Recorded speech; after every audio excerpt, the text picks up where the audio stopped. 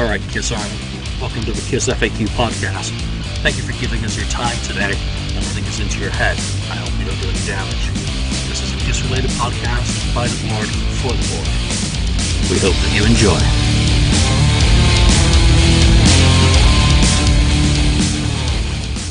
Welcome to the KissFAQ podcast. I'm your host today, Julian Gill, and I am joined by Marcus Almighty Mark.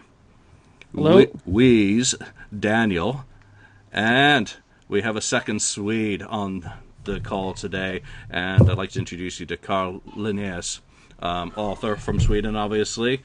You can probably guess what we'll be talking with him about shortly, but let's cover some of our news items today. Obviously, Gene Simmons' Vault website went live a little bit early before they had anticipated, and everyone got to watch a lot of the videos for the various packages that he was going to be offering before it was pulled down. He now has a mailing list set up for you to join to get news about his Vault box set project, which is coming to fruition very shortly, so do check that out at genesimmonsvault.com. Vinnie Vincent's visit to the Atlanta Kiss Expo. Very good Three Sides of the Coin episode with promoter Derek Christopher, who answers a lot of the many questions that are being asked about this appearance. And obviously Derek will be gathering more answers with Vinnie himself, and we'll get them to the public one way or the other. We're going to be talking about a book today, but before we talk about that book, we're going to talk about my book. Third volume of Kiss on Tour. That's the hardcover, was approved today. That's now available on Amazon. Everyone internationally, that'll be available on your Amazons very shortly or in stores. Find more details on that on the KissFAQ website. So let's get to your book, Carl, because that's the whole purpose of this episode today, is to talk about, and I'll just get my picture of it. Great cover. And it is Kiss Classified, the war stories from a Kiss Army General by Johan Kihlberg, Carl Linnaeus, and Vassfjord. So, number one, congratulations, because I know you've done a lot of writing in the past, and to have this new book coming out is very exciting for Kiss fans, and pre-orders are available at the moment. But before we talk about the book, we always do an inquisition of sorts for new people who come on this show, whether they're guests such as you or just people coming on casually. So explain to listeners what your Ed Sullivan moment was that you first experienced Kiss and it kind of grabbed your attention. I'm born in 1977, and I remember it must have been 1984. We had no MTV in Sweden back then, so there was only one TV channel who showed music videos. That was called Bagen. And I remember that one. Of course, every Swede does from our generation. And they showed I Wanna Rock and We're Not Gonna Take It, but Twisted Sister every week. And they also showed Heavens on Fire basically every week, as I recall it. And something about Heavens on Fire caught my attention, and I remember going to a neighbor's house, and we were playing air guitar and jumping up and down on his bed, playing air guitar to I Wanna Rock and Heavens on Fire during the whole summer. And since it was summer, I guess it must have been in 1985, since Heavens on Fire was released in the fall of '84. I'm not sure. So the video and the song for Heavens on Fire was my Ed Sullivan moment. Oh, fantastic. Daniel and I are both guys who got into the band with Asylum, so you're right in the same era as us. What was your first Kiss album that you bought? Well, since I was a fan of Heavens on Fire, I wanted to buy Animal Eyes. And I clearly remember going to the store, and the store clerk said, "Oh, Kiss, this is their latest album." And I was checking, no, not Heavens on Fire on this one.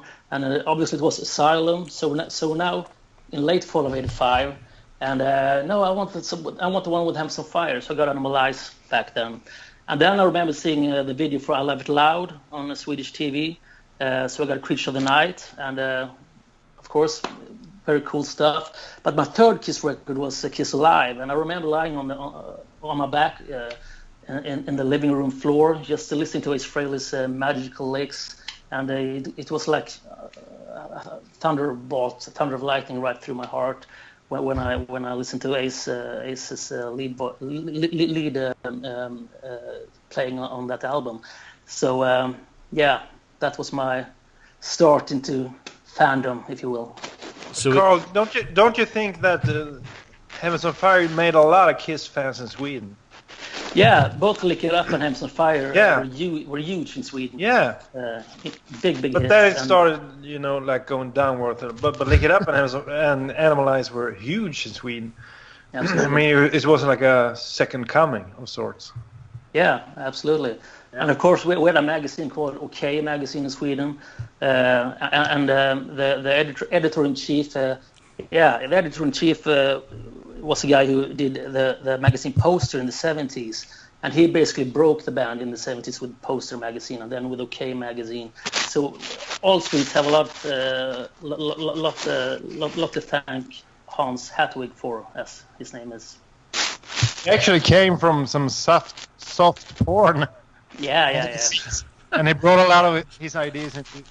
And that's why you love Kiss. He did those big blow-up posters of Kiss with, the spider webs and the naked chick with the blood. If we talk to my co-authors Johan and Mats, who are 10 years older than me, they remember that poster very vividly. Actually, I have a question really quickly, because you guys are saying how Animalized and Asylum kind of broke Kiss then, but Kiss, what was the earliest? More like Lick It Up and Animalize. Okay, but I was gonna say, what was the earliest appearance of Kiss in Sweden, like live on tour? They performed at Gröna Lund in the 70s. I think it was in 76, wasn't it, Carl? Yeah, May 76. Yeah, but do you mean on TV or live? I just mean either a live tour or television or whatever. They were on a live tour back in 76, I think. Yeah, May of 76, and then in 1980. Them. Yeah, and then they came back in 80, but and then they toured through the 80s. Really, they were here for Pick It Up, Animalize, Crazy Nights. But the very first time that Swedes could see Kiss on national TV in Sweden was when the Swedish television company had bought the rights to show Tony Palmer's All You Need Is Love, his documentaries from the 70s, and they showed a short clip of Come On Love Me, the video clip, and they put the noise of squealing pigs on top of it. Go figure. I don't know. So that was a mindset with the Swedish, more. But do you remember the $50,000 question, that show with Salme? Sure. Yeah, that was a big. Yeah, that was in '86. A show called I guess you could translate it to All or Nothing. With a Swedish girl who won a lot of money for knowing a lot about Kiss, and she got to travel to visit Gene and Paul in the studio in '87 when Gene was producing Black and Blue, and actually Johan Kihlberg, whose story I have written, he was in a band with Salme, and they were actually a couple, but I'm not sure if I'm supposed to say that. Too late now. Heard it here first. So the 80s, the 80s were a big. Kiss was big in the 80s in Sweden, absolutely. Yeah, just the reason why I'm asking that, sorry, is just because I remember distinctly hearing that when they did the reunion tour, that Stockholm, Sweden was one of the big draws for that tour. So I kind of figured that they must have had quite an impact from back then, even, right? The reunion tour in Sweden was huge. I mean, if you remember, Carl, Globen and Gothenburg sold out really quickly in '96, and then they came back in '97. I guess you were there as well, but I was at Stockholm 2 nights in a row, 35,000 each night. It was incredible. And the newspapers wrote a whole lot about Kiss, and they were on the front covers and all of that.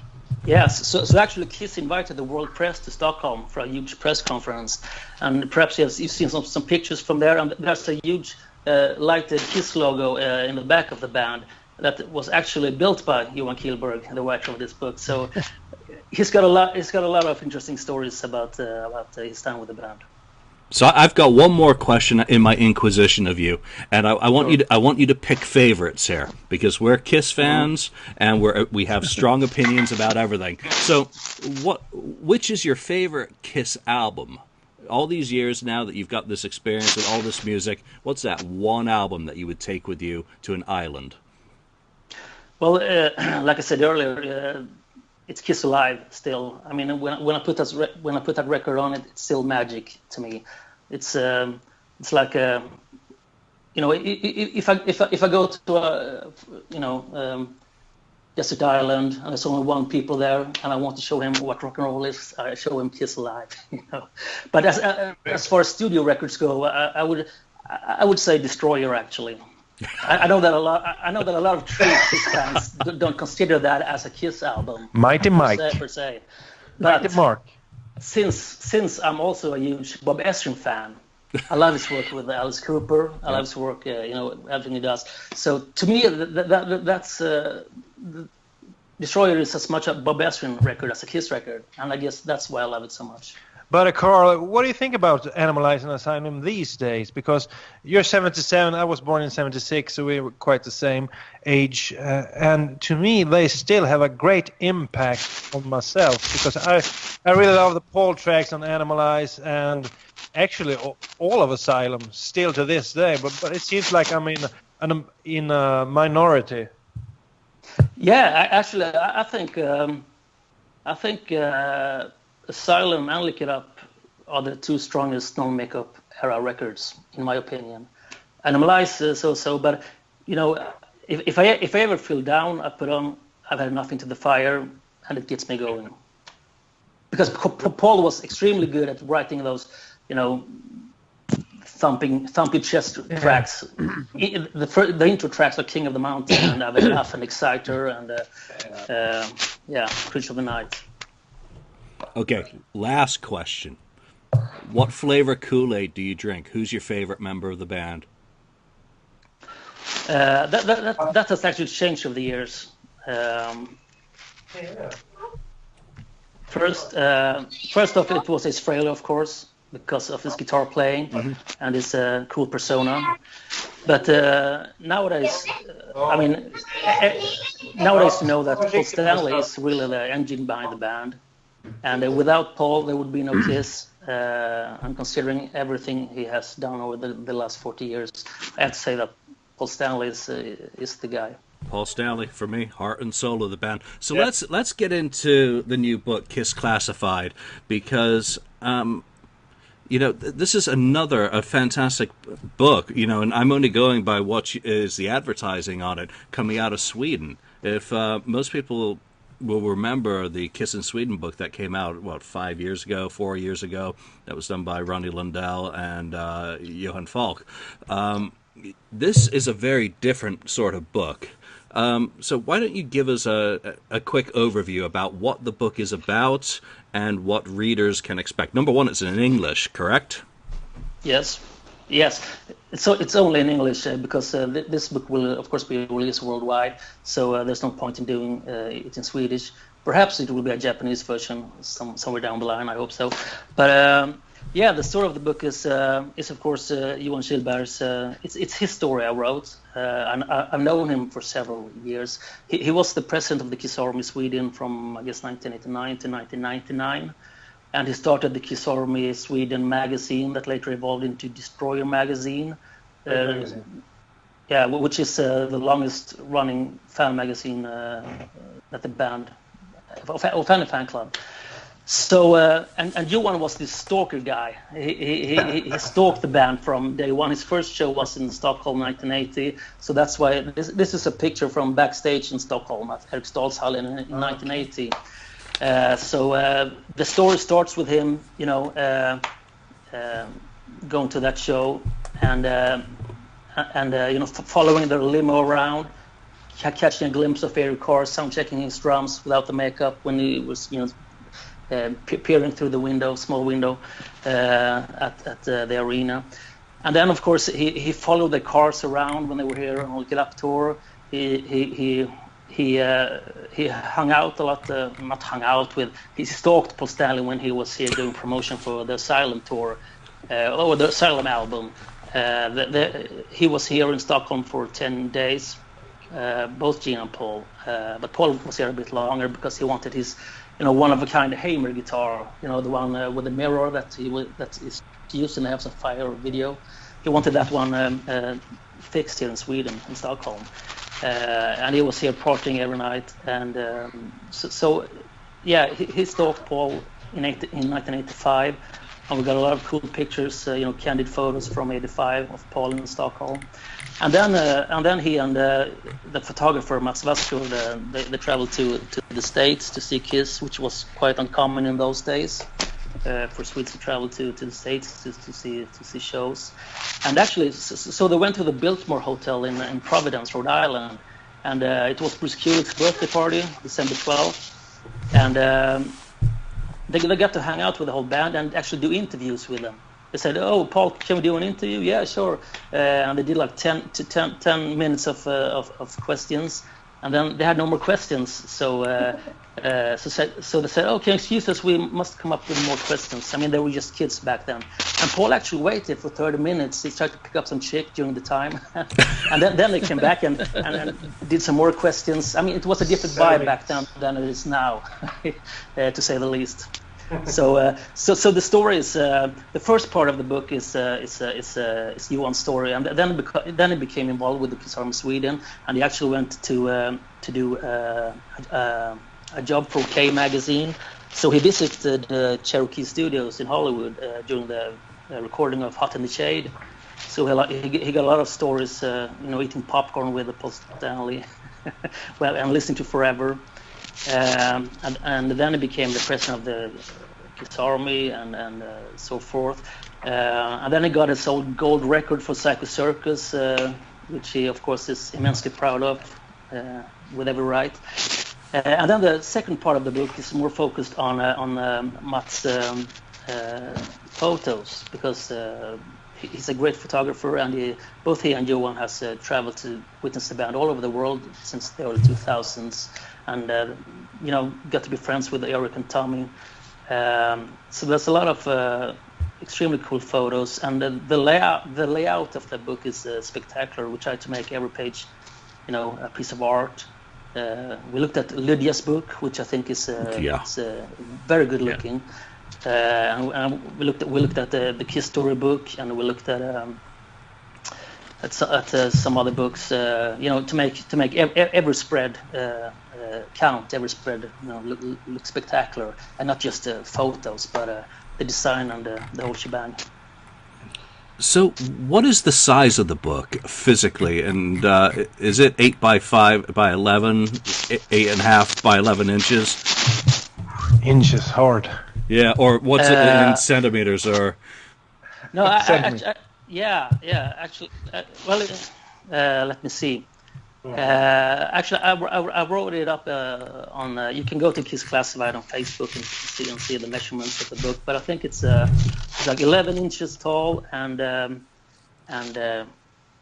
8 or 9 inches wide, something like that. So probably like this, I guess. Something like that. Yeah. Which one was that? That's the Judas Priest book.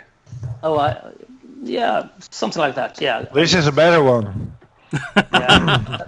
That's my first Kiss book, and it's bigger than that one in size, because of course size matters. And since it's so heavy on photos, we wanted to go to do a bigger book. Is there an exact what the exact number of photos are in there? 750. Wow. That's a lot of photos. Yeah, that's a lot of photos. So every spread is packed with photos. It's 340 pages and 750 photos. So what's that? It's like 2 photos a page, at least. How far back do the photos go? Like in the year? Like what's the oldest? Yeah. The oldest is the cover from 1980, and so we had to buy some cool photos from that show. Because we wanted to use photos from the shows that the guys actually witnessed, Yeah. And since none of them were really photographers back then, they were just teenagers, I had to use some of my connections and some of their connections to find some really obscure photos that not many people have seen from that period up to 1985. And from 1985 and up to now, it's only mainly Mats photos, and some are Johan's, and three of them are mine, I guess. Yeah. I really like that photo you have there on the cover, especially that, you know, it's so rare that you have a cover with Eric Carr on it, you know, so that's really cool. Yeah. But I have a question. I flicked through a whole lot of your work, both your first book, your first Kiss book, and your articles in Sweden Rock magazine. And to me, it seems as if you kind of want to show the non-makeup era a whole lot more than other journalists do. Yeah. Is that true, or is that just something I made up? Yes, it is true, because as I said, Kiss was huge in Sweden in the 80s, and you know, all those American books, they only focus on the 70s, mostly on the 70s, and not so much on the non-makeup stuff. So yeah, of course, and that's why the book that you showed, it was also put out as a paperback. On the paperback edition, I made sure to use this Niels Glassover photograph of the non-makeup era beside the makeup era. So yeah, and of course it's for selfish and nostalgic reasons. Of course, because it was the time that I grew up with the band. And of course, here's the English version of that book. It's very thin.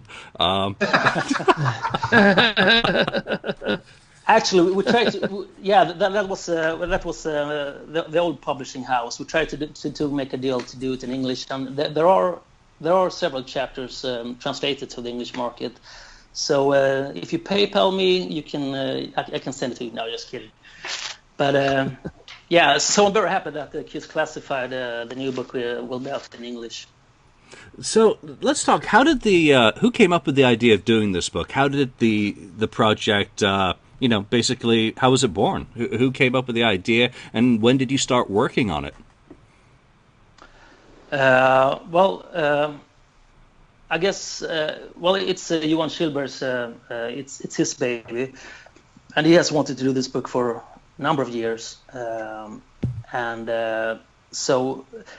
story is actually, last year I became part of a new publishing house, a Swedish record company. Contacted me and asked me why is it just a book publisher that puts out music books? Why doesn't the record company put out their own books? And I said, I don't know. So let's start our own publishing house. And we talked a bit. What should the first book be? And we went, Kiss is a good band, aren't they? So I knew that Johan wanted to do this book. We've been in touch several times, and so I called him and I said, let's do it. And then we got I think that Mats was on board from the beginning, but it grew into this big, coffee table book thing. That was not really the plan from the beginning. But they live in Stockholm. I live in Gothenburg, so I went up to Stockholm in the middle of December and hung out with them for a couple of days and got all the stories down on tape. And then I wrote the book in January. Then the layout, the design began, and the photo. We wanted to pick. We had 2,000 pictures to choose from, so that was a big job. And then I had to write. What do you call it?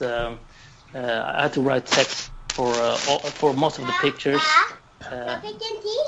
I thought it was my kid. No, that was my son. He wanted to show his candy cup today. And then because we want everything, we want something to happen on every page. We got Johan's story, we got the photos, we got the text for the photos, and then I've added. I as a writer for Sweden Rock magazine, I've interviewed the guys several times, many times over the years. We have to talk about that later on. Yeah, Sweden Rock. So, and none of those interviews have ever been published in English, only in Swedish. So great interviews, I can tell you. Thank you. So I used a lot of the quotes I got from the band and put them, over the spreads where I thought they would, fit. And because obviously I didn't interview Paul back in 1983, but I've talked to him about writing the song "Lick It Up." So I put that quote in the "Lick It Up" chapter. This big highlighted quote. So it's not just photos and text. So it's very, it's not boring. It's not a boring book, let me tell you that. So we worked on it practically every day since December, and we went. It went to the printers last Friday actually. So I will have it in my hands in 2 weeks' time, I guess, and that will be a huge relief. And then it will be shipped worldwide late October. So that is very exciting. What I think I'm very excited about is obviously I've seen some of your stuff online in the past in Swedish, and running it through Google Translate. No, I am looking forward to proper translations of the quotes, so that it really represents how things should be properly represented. How many interviews are you talking about that you've done and that you've used parts from in the photo layout parts of the book? Obviously you mentioned Paul, but who else have you kind of spoken with over the years that you've used for this book? For my first book, I spoke to everyone from Lou Lynette to Carrie Stevens, to everyone. But in this book, I've only used quotes from members, plus one interesting quote from Eddie Kramer about because we have a chapter, Frehley's Comet in London, 1988. Yeah, that's a picture that Matt took from the Hammersmith Odeon, and we got a chapter about that. I used one of Eddie Kramer's quotes about why Frehley's Comet, was not as commercially attractive as he thought that should have been. But besides that, it's quotes from every band member that I talked to. Of course, I never talked to Eric Carr, unfortunately, and I never talked to Mark. And I've only said hi to Vinnie Vincent once. This is actually me and Vinnie back in '96 when he was wearing his makeup. He were in Sweden for some expo tour, wasn't he? Yeah, exactly. But I remember he signed my Don Hartman album, and my only question was, why did you play disco? Was it for the money? And he said, yeah. So that was my short interview with Vinnie. But fortunately, the guy, Anders Verstarder, who has done the layout, he actually did an interview with Vinnie back in '96, where he talked a lot about what would have been Animalize, and how the Vinnie Vincent invasion was not really supposed to be a group, but his a true solo effort. So we got quotes from Vinnie as well in the book. So actually, one thing that's interesting too is that I'm reading here in our little notes that we have that it says here that you actually had Bruce Kulick do the foreword of the book, right? Yeah. So obviously, how did you get him involved with that to write the foreword? Well, I think Bruce and Ace are the two KISS members I've interviewed the most times. And me and Bruce, I wouldn't say we have become friendly, but I got his email, and we email each other when we have something to email about. Like last winter I did this huge feature on the non-makeup era of KISS once again that has not been published in Sweden magazine yet, but it will be. Great. So I asked him, and of course he knew Johan very well. They have Johan actually was tour manager for Union, Bruce Kulick's band Union, back in '99 and 2000, and he jammed with them on stage during most of the shows. So they're old buddies. So it really was, I guess, a no-brainer for Bruce to do the foreword to this book about his relationship with Johan. Speaking about forewords, in your last book, the foreword in this one is done by the one who wrote, I guess, most of the stuff for Live to Win. And it's such a great foreword. It's like a copy of my own life. I don't know if it's similar for yourself. I guess there are some things that are similar. It's written by some guy called, what's his name? I forget it all the time. Carlson? Andreas Carlson, yeah. Yeah. He co-wrote 3 of the songs on Live to Win and played a big part in that. But the foreword is just like great. Yeah. From a Swedish point of view, you know, discovering the band in the 80s and what it stood for, you know, stand up for yourself and all that. And actually to him it seems like Kiss was the thing that made him go for it, you know. Nothing is impossible. You know? Yeah. So it's a great foreword. If you ever would translate this one, translate the foreword, it's a great one. All right. Just 3 pages. We will do. Do that. No, Daniel. Yeah. No, Daniel. I don't just want the introduction. I want the whole book in English. The whole. Yes, yeah. I'm greedy. I'm greedy like that. You know. You can pay him a lot of money. And what's funny is because Andreas Carlson, he says, because I asked him, since you're involved with the Paul Stanley and your friends, would you ever be interested in producing a Kiss album? Because, you know, he has produced Backstreet Boys and Britney Spears. He has his huge resume. And he told me that, no, I think the guy... I don't remember if I phrased the question to him just like in that way. But the bottom line is that he thought that if there's one guy who should produce Kiss that's not Paul Stanley, it's Nicky Anderson. And I got Nicky Anderson to write the foreword for the paperback edition. Nico is, of course, the lead guy, the front guy of the Helicopters and Tomb. Oh, okay. And he's a huge Kiss fan in Sweden. So Nicky Anderson, he always says when he recorded the album, well, the leftovers, I should give them to Paul and Gene because that would be the greatest Kiss album you know, in decades. That stands for him, I guess.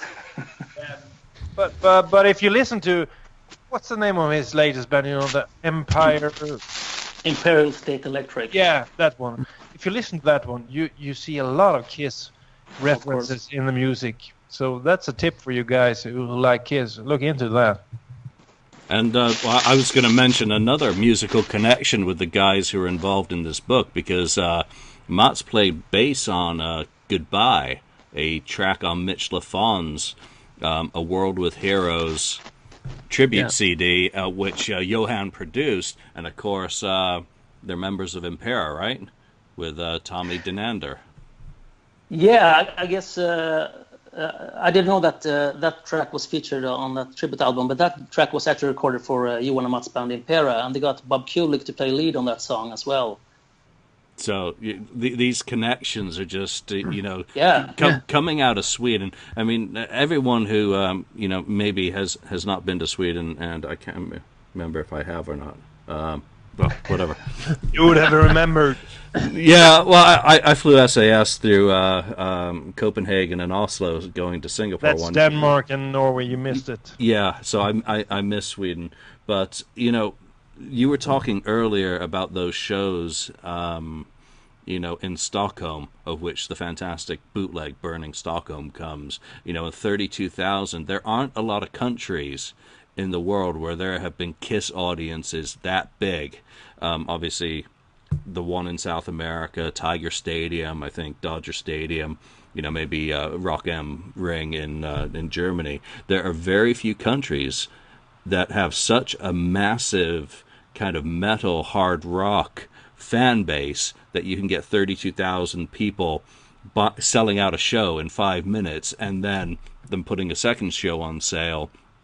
You know, you're not going to have that in London, you know, for Kiss or for very many hard rock bands. And I think that's what makes you guys in Scandinavia very special to the world community, is that there's a passion for the music that book projects like this, or Kiss in Sweden. And what would be the English title for your earlier book? Because when I ran that through the translation machine, it was saying Kiss Unshaved, and that just doesn't sound right. The Unmasked. I would say something like The Unmasked Truth, or what do you say, Carl? Oh, yeah. Yeah, that makes sense. Den osminkade sanningen. Osminkade is unmasked. Får jag inte prata svenska, men det får vi inte. No, we can't talk Swedish.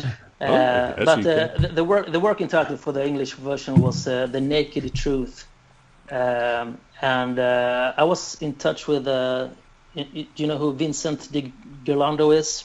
The guy who designed the Kiss Army chevron, who worked for Howard Marks Advertising. It was him and Dennis Wallach who did most of the Kiss stuff in the 70s, and I was in touch with him, and he ran the title through I don't know if it was Google Translate, but he came up with a different title for it. That sounded good, but I don't remember the title. But anyway, it's interesting though that how Julian brought up about how the different reactions in Sweden. Like I notice a lot of times that even when bands release records, that a record that may not do so well in America does sometimes really incredibly well in Sweden, for example, right? So I mean, it's interesting to see how Kiss albums charted in there. Like for example, like Crazy Nights didn't do too well in the U.S., but how did it do over in Sweden, for example? It really didn't do that well. What you say, Carl? I mean, and I'd say Lick It Up, Animalized, and actually Asylum as well were all top 10 albums. But Crazy Nights were the start of the downfall, and Hot in the Shade, I don't even know if that one charted. No, I don't think so. Went under the radar. Crazy Nights was huge in UK. Great Britain, yeah, in the UK, but not so very much in Sweden. Why are you laughing, Julian? You had number 4 with Crazy Nights. Yeah, I know. I'm just looking at the Swedish charts here. But the Swedish guys, we knew that Lick It Up was good. We knew that Animalized and Asylum they were good albums, and we also knew that Crazy Nights, it wasn't a good album, so we didn't buy it. But in the UK, you guys bought it. Yeah, come on. In Sweden, Crazy Nights went to 11.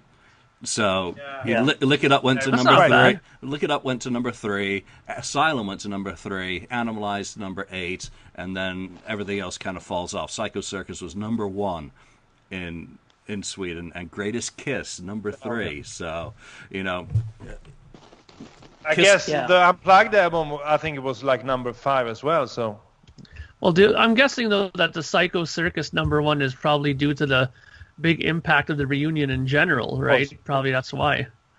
Yeah, it wasn't because it was a good album. That's easy to say.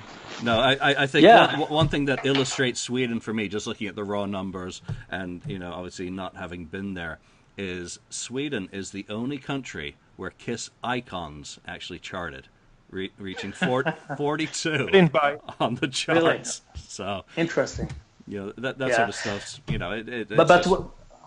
But what's interesting in Scandinavia is Kiss is huge in Sweden in particular. They're also big in Norway and Finland. But Denmark, which is like you can drive. It's very, Denmark is very close to Sweden.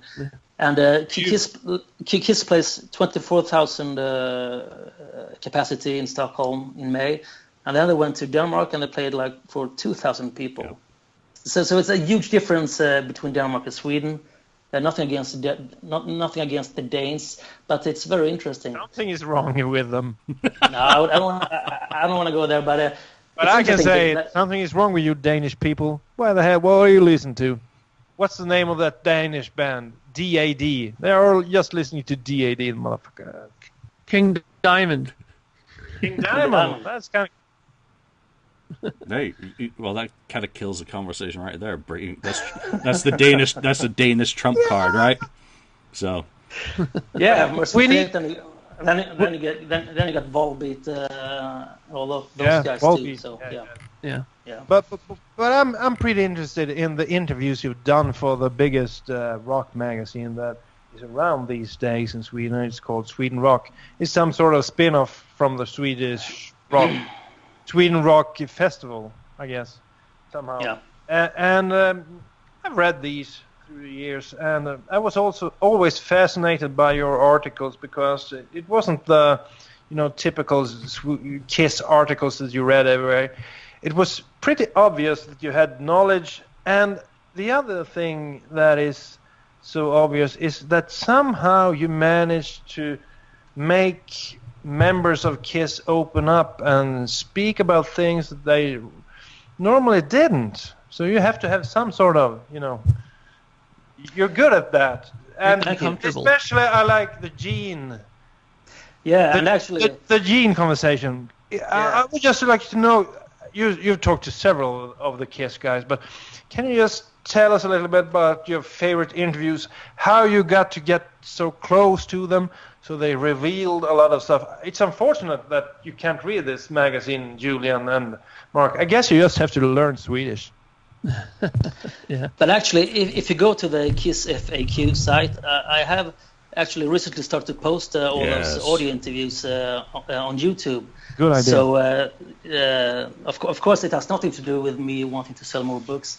But really, so you can actually listen to that interview from that magazine on YouTube.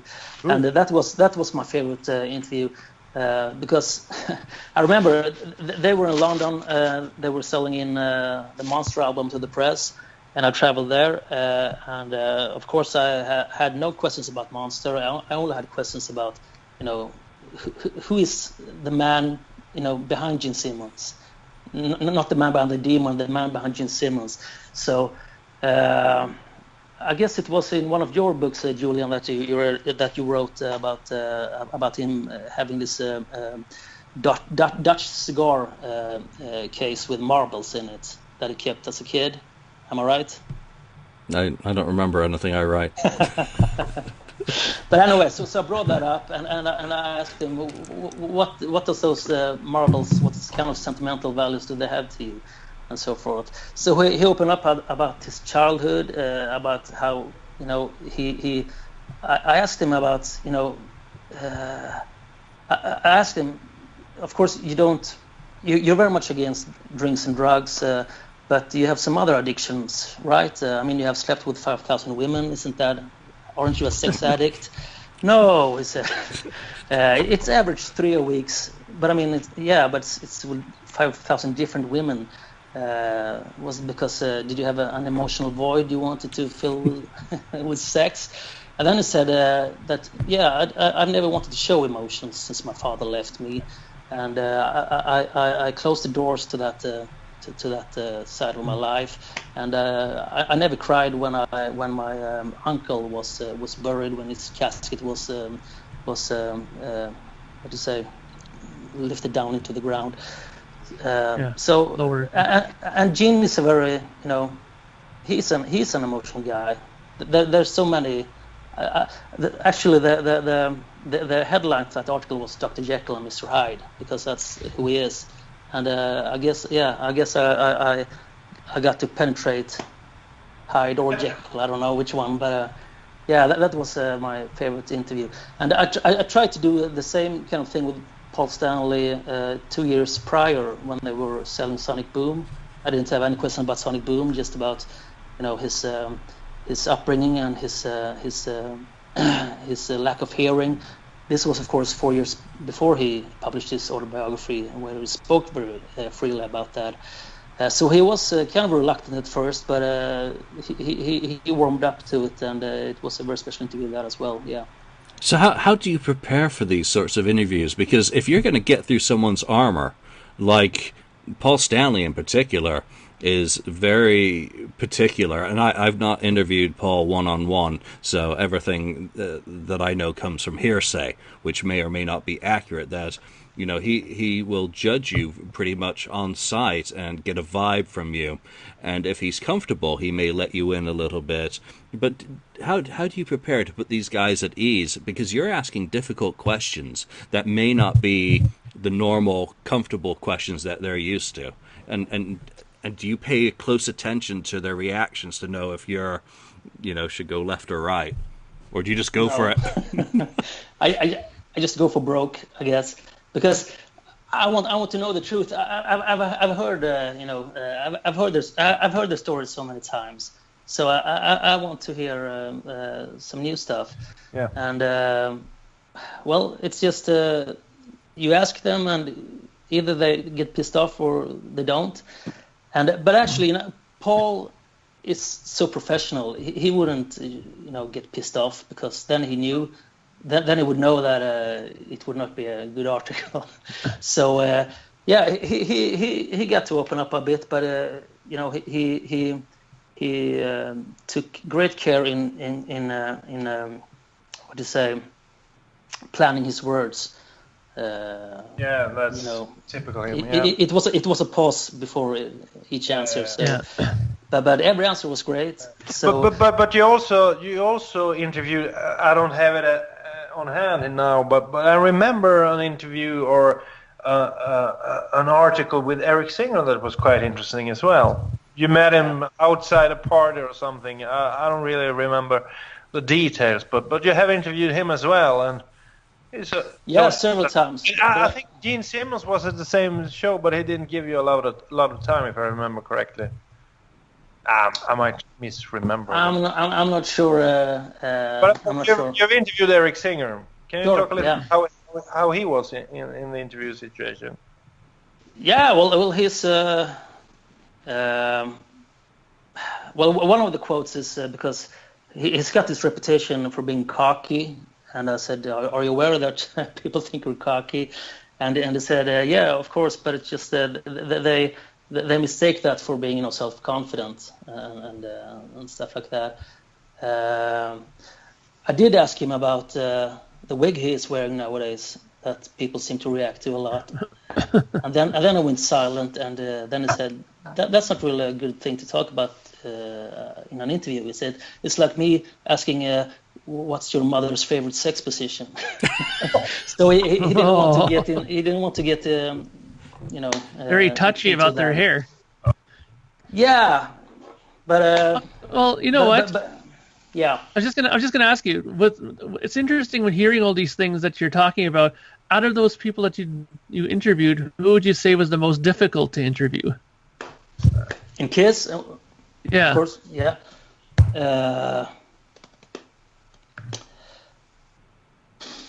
I would say the first Paul Stanley interview that we talked about earlier. That was a bit difficult because it was some tension there, and Paul was being professional, and I had questions lined up about Jesse Hilson, and this was before his book was out, of course, but I didn't get there.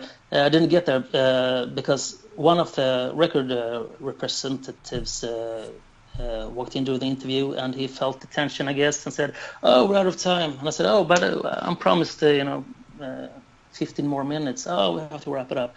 So, but Paul never said anything. It was a record executive, because I started to ask questions about the Chris Isaak show and his view on cosmetic surgery and Botox and everything. I don't know. It wasn't the normal Sonic Boom stuff. So, it's also. But then I have interviewed Paul several times after that, and I've actually translated his book for the Swedish market, and he's so aware of that. And the last time I met him in May, he told me he was aware of that, and he gave me a brotherly fist bump. So, yeah. Well, that's good. I mean, go ahead. Yeah, I was just going to say that, interviewing people, sometimes there's a great contrast between an easy interview, with one that's got that kind of tension underlying. I mean, when you go in and you're talking with someone and you've got that tension, it either raises your game or sometimes you crumble, you lose track of where you are. It can be a really fun dynamic, and you can get some great stuff out of there if you're like battling that kind. You're almost like hitting an armor with a sword, trying to get through that defense and get through to the person to get that information. And sometimes they'll have a PR person rescue them, or sometimes they will suddenly exhale and become natural. So sometimes it can result in gold. And I've had interviews that have just been really hard work, and then suddenly you get to that point and it's suddenly, now we're on, now we're really talking, and the notes go out the window, and I'm guessing with Paul, as you build up a rapport and trust, most important with him is trust, then you might get to a point where you get to do that ultimate interview that you're just asking everything, and I can imagine that being really awesome, especially as you've interviewed him several times and built something. One thing I do want to go back and say to some of our listeners, they may not quite understand the proximity between Sweden and London. How long does a flight take from Stockholm to London? Is that about an hour? Stockholm, London is 3 hours, and Gothenburg, London is 2 hours. Yeah, so very close by. Yeah, it's kind of close, yeah.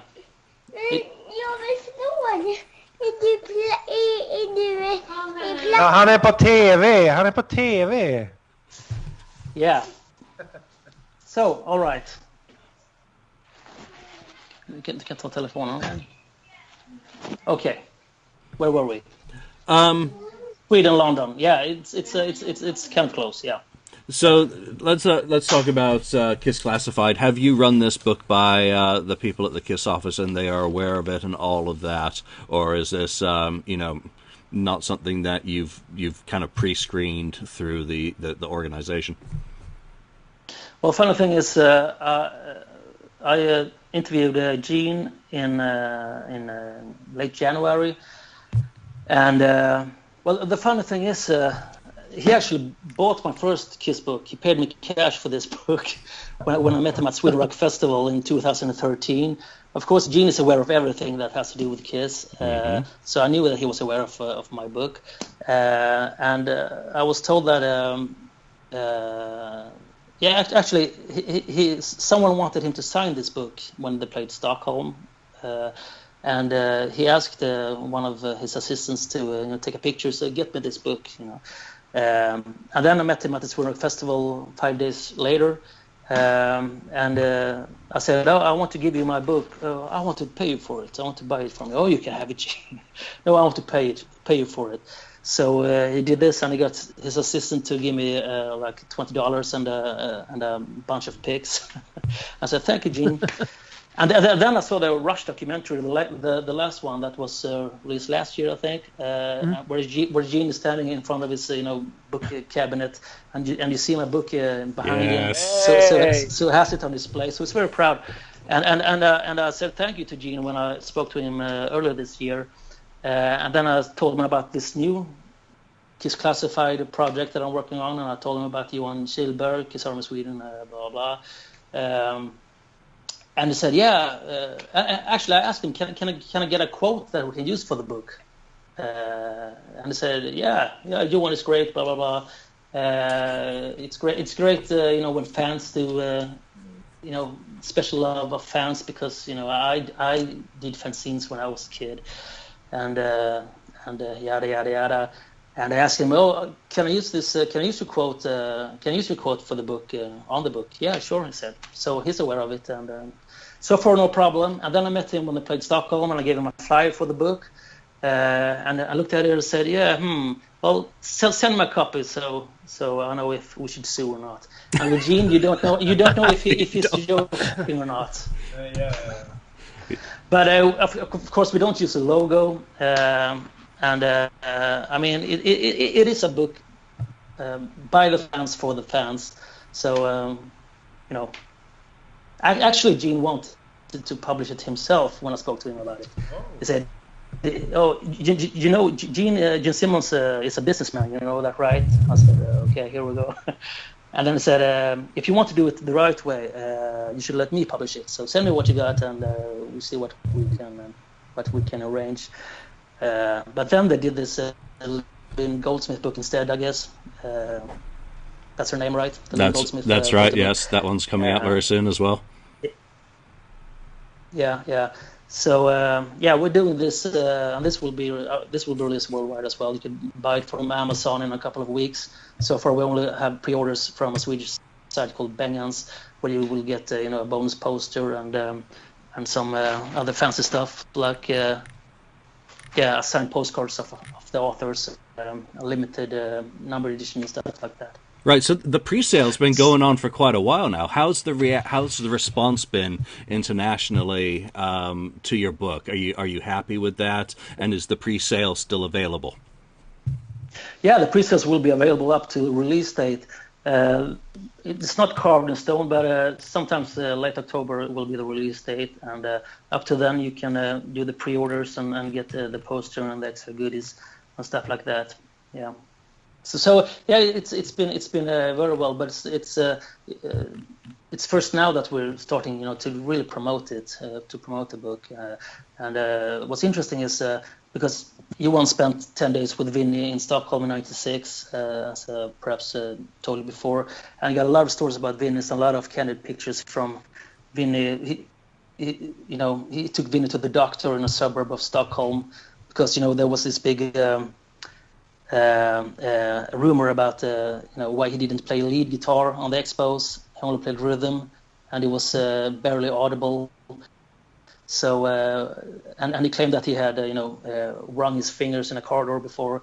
So you will get to know about the truth about all that in the book, and a lot of cool photos from him hanging out in the suburb of Stockholm in '96 with Vinnie. Yeah, and the last time someone wrote a big article on Vinnie in Europe in '96, I think it was in Kiss Collector magazine, you got a whole different side of the story. So, when he was in Scandinavia, you're going to get obviously a lot more stories and more pictures, and everyone at the moment's very excited about Vinnie. So, yeah. Yeah, hopefully it will go over well there in Atlanta, because I remember reading about Vinnie going through Europe in '96. It went kind of well in Europe, but when it went to, like Germany and stuff, things got sour quite quickly, That's and also in the book. Yeah, okay. And the guy, I don't know what his name is, I think it's a German, Gerhard Wimmer. Yeah, Gerhard. He kind of broke down because he couldn't stand all the things that Vinnie Vincent wanted to have, and he left that tour before it ended because he kind of broke down, according to the magazines I read at the time. So he's a peculiar person, Vinnie. Let's hope he's got his things together now, and But some of the interviews on that tour are quite interesting. And he seemed to have his things together, but then things went sour and he just left the tour. And the final dates on that tour they did without Vinnie Vincent, because he just took a plane and went home. It's all in the book. Took the credit card as well. So it's here. That's a great kind of segue into the end of this this podcast. It's in the book, and it sounds like there's going to be a heck of a lot of very interesting content in this. So where can people find you? I believe you've got a Facebook page called Klassified, and that's with a K, of course. But is there anywhere else people can find you, or is that where you want most people to go straight to that Facebook page like you, and they can get all the information about the pre-order and other information about the book? Yeah, absolutely. We got everything there, and we got some snippets from the contents of the book.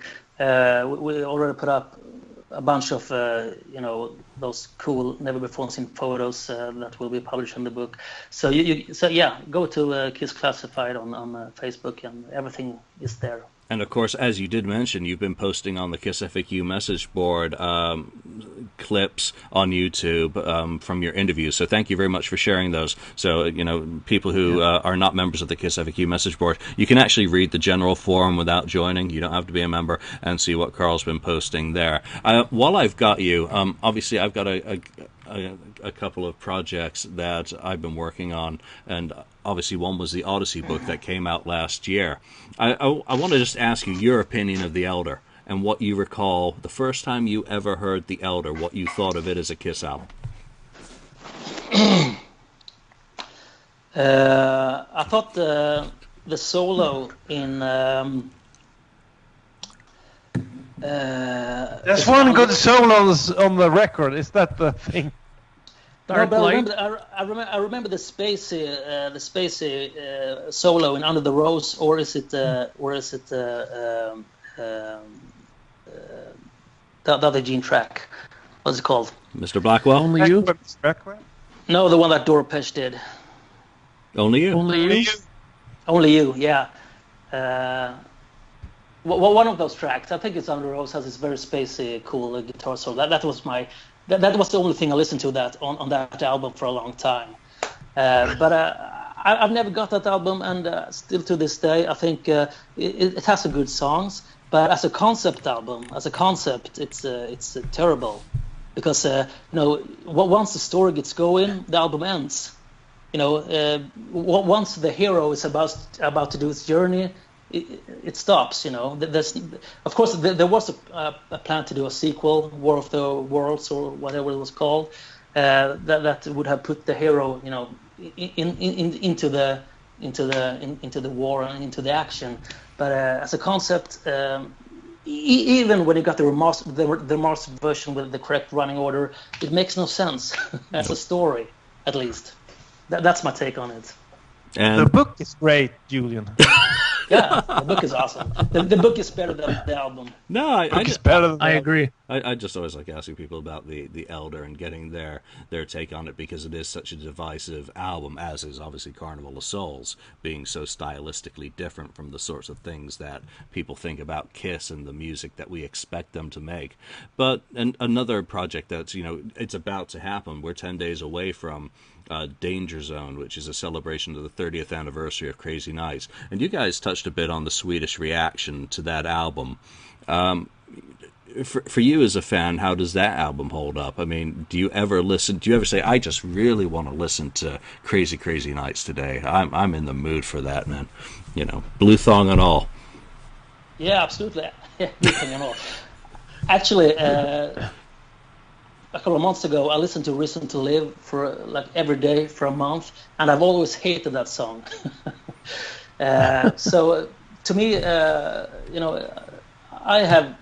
album has grown on me very much over the years. When it came out, it was actually the first album that I bought when it was new. It was my first Kiss album that I bought as a new Kiss album, and back then I didn't get it. First, the title track with Crazy Crazy Nights track.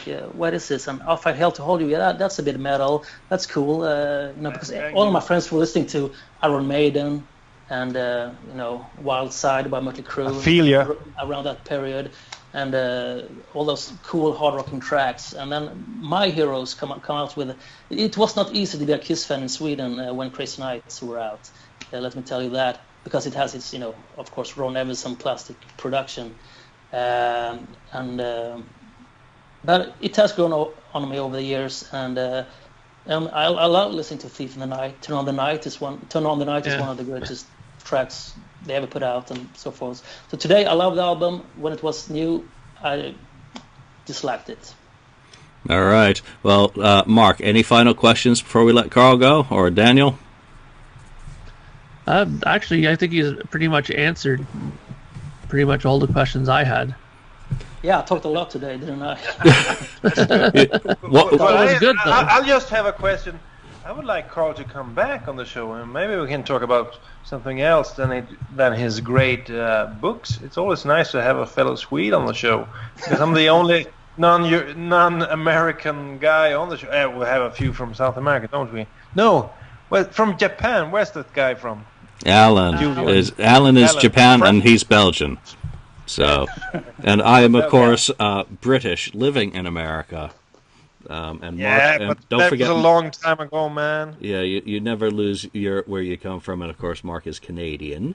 So I would like, but if Carl, because I've been reading Carl's articles for a long time, and I always thought this is a journalist that knows something about Kiss, and that's about the first time I read that in any Kiss printing. Because all the time it's like, I already knew that, but these articles are kind of special. So I can see that Carl is like a fan. He's not a journalist, just a journalist. He's a fan. So I would like Carl to come back on the show if he has the time. Well, I would love to. You would love to? Of course. I would be glad to join anytime. Well, I'll say, too, just really quickly, that after hearing about all these articles that, Daniel and you were talking about here, I'm kind of upset that I don't know Swedish, because I'd love to read these articles, because, frankly, you seem to take a more head-on approach. The problem with the media here seems that they always ask the same questions over and over and over again. There's nothing new, and you always seem to touch on something that other people would want to hear about. And I'd love to get a copy of these interviews in English. I mean, I know that's probably hard for me to get that, but I'd love to be able to read these interviews. So I'd love for him to come back on the show too. Yeah, and in the meantime, as I said, you can go to YouTube, and I have my own channel.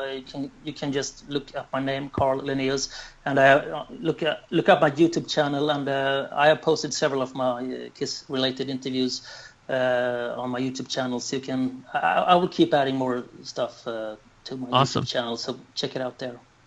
Well, Great. Let's wrap this up, Carl. Here's the cover of the book again. One of the co-authors of Kiss Classified, which is due out imminently, I believe by the end of the month. So congratulations. End of next month. So congratulations to you, Johan and Mats, for, number one, bringing a project to completion. And, for my fellow fans out here, lots of photographs. Look at that number, 750 photos. Wow. So if you don't want to do any reading, you just want to look at pictures, you're going to have more than your fill, and a lot of text, and it sounds like a very exciting project. So congratulations, and thank you so much for spending time with us today on the KissFAQ podcast talking about this show. So people, you can find Carl and the other authors on Facebook on Kiss Classified. So do sign up and like that page and follow the updates for the book. And get it pre-ordered. There's some nice premiums that are being offered for the pre-order, and if not, you'll be able to find it on Amazon and elsewhere after it's published. So, Carl, thank you again for your time today, and Mark and Daniel, as always, for joining me. We'll see you next time. Thank you for spending time listening to the KissFAQ podcast today. All sales are final. There are no refunds. If you'd like, look us up on Facebook or come over to the KissFAQ message board and discuss the topic we broadcast today. Don't forget to rate us on iTunes, Spreaker, or wherever you've listened to the show. We hope you'll join us again.